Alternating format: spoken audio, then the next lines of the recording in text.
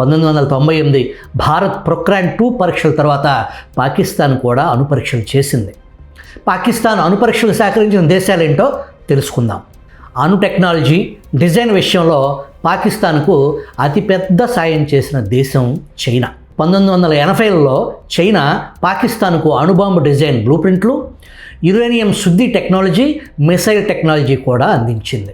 ఉత్తర Korea పాకిస్తాన్కు ballistic missile టెక్నాలజీతో సహకరించింది. అందుకు ప్రతిఫలంగా పాకిస్తాన్ అణు టెక్నాలజీని ఉత్తర కొరియాకు చేరవేసినట్లు అనేక అంతర్జాతీయ నివేదికలు పేర్కొన్నాయి. పాకిస్తాన్ అణు శాస్త్రవేత్త అబ్దుల్ ఖాదీర్ ఖాన్ నెదర్లాండ్స్లో పనిచేసేటప్పుడు uranium enrichment technology gas centrifuge ప్లాంట్స్ని దొంగిలించారు. ఈ డిజైన్ ఆధారంగా పాకిస్తాన్ అణుబాంబు నిర్మాణం సాధ్యమైంది. ఖదీర్ ఖాన్ నెట్వర్క్ ద్వారా పాకిస్తాన్ జర్మనీ, స్విట్జర్లాండ్, జపాన్ వంటి దేశాల నుంచి విడిభాగాలు, యంత్రాలను రహస్యంగా తెచ్చుకుంది.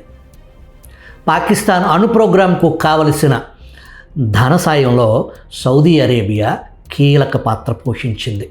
ఇవే పాకిస్తాన్ను 1998లో అణుశక్తి దేశంగా మారటానికి దోహదపడ్డాయి.